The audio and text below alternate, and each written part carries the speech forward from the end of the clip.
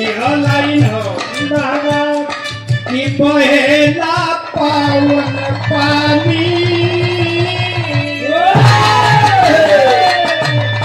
हो बहेला पावन पानी हे गंगा रानी बहेला पावन पानी हे गंगा रानी बहेला पावन पानी।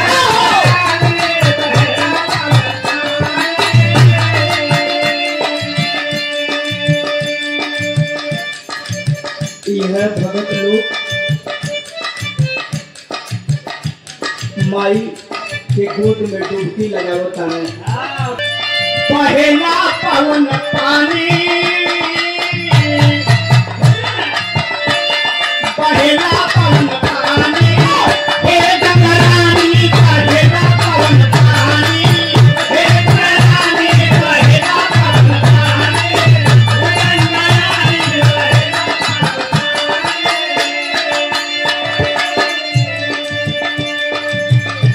कभी जी के